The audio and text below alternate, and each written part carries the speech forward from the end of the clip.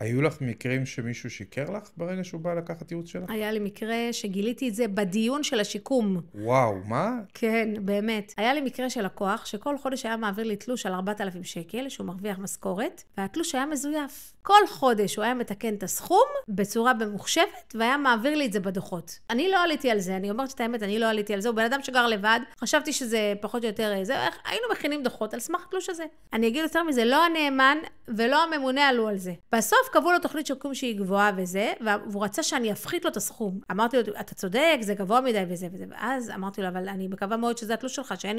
אמרתי לו דברים על התלוש, קצת עוררו את החשד שלו, והוא החליט לספר לי. עכשיו, כעורך הדין, יש לי חיסיון עורך דין לקוח, אני לא אמורה לספר את זה לאף אחד, אבל אני אמרתי לו, תקשיב, אל תגיש שום בקשה, אתה משלם מה שאומרים לך, ואתה לא חוזר להליך הזה.